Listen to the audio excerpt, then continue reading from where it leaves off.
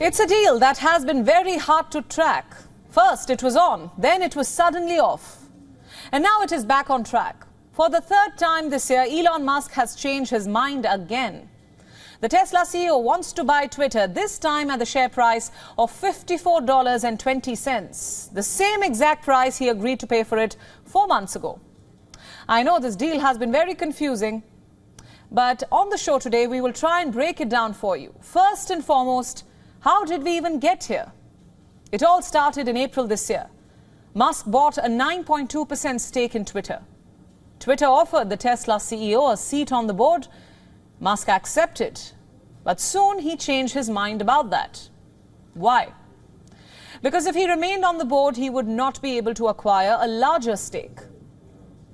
Musk's big plan all along was to buy Twitter.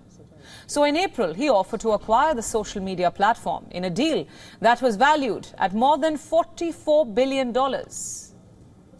Twitter was happy, so was Musk.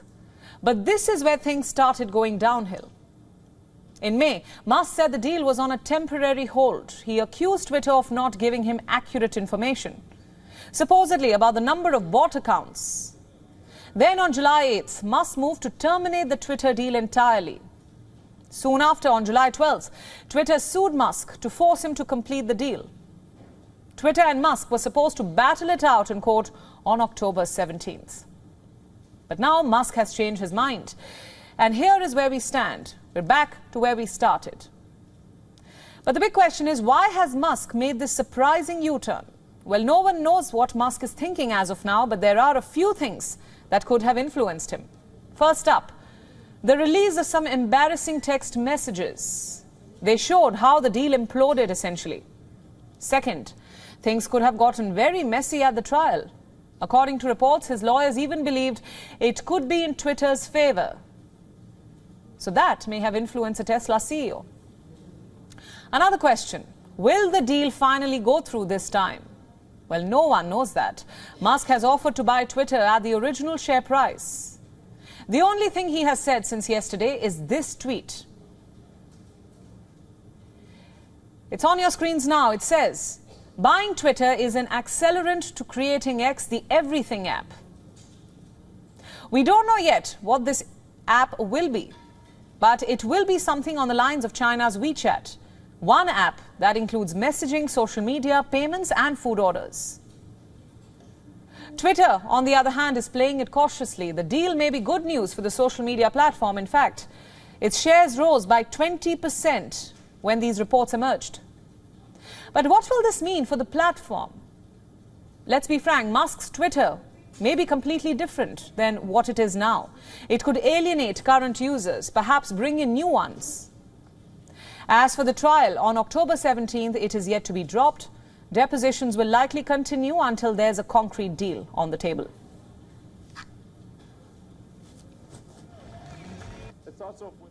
Let me introduce my guest on this broadcast. He joins us from Manchester, Martin Bryant. He is a tech expert and will help us understand this deal a bit better. Martin, welcome to the broadcast. Hello. Now, this is clearly a big reversal. Elon Musk has proposed buying Twitter at the original price. The Twitter saga has been unfolding for months now. Will he buy it? Won't he buy it? So what, in your view, could have prompted this change of heart? Well, I think there's a couple of possibilities here. One, it could be with the court case looming, that his team felt it was too risky to go ahead. Now, if you look at the outcome, the worst outcome for Musk would be that he'd have to buy it anyway, and he's offering to buy it, so that seems unlikely. But maybe there were things that were going to come out as part of Twitter's argument in the case that would have been detrimental to Musk's businesses, Tesla, SpaceX, etc., and his reputation. So there's a possibility there that they felt there was a risk to Musk that was not worth going ahead with.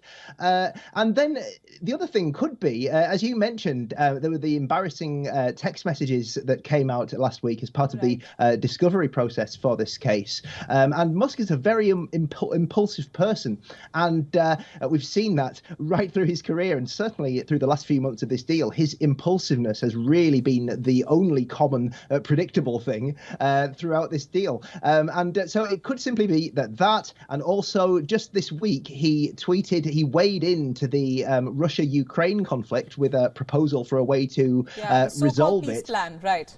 Yeah, it's a peace plan that was so roundly dunked upon across the internet that even President Zelensky of Ukraine's own Twitter account joined in the criticism of Musk. So it really could be as simple. It sounds in most areas of business this would be ridiculous, but it really could be as simple as he was emotionally wounded by that and felt, you know what, let's forget about the court case. I'm just going to buy this, and then I'm in control of the message and I'm in control of the narrative again. Now let's talk about the big winners and losers. If this deal actually goes through, that remains to be seen. Who stands to gain and lose? Analysts are also talking about the fact that Musk is inheriting Twitter, which is currently battling plenty of challenges. So what's your take on that? Well, he's certainly inheriting a lot of challenges in terms of internally at the company. I don't think it's likely that the CEO, Parag Agrawal, would be sticking around.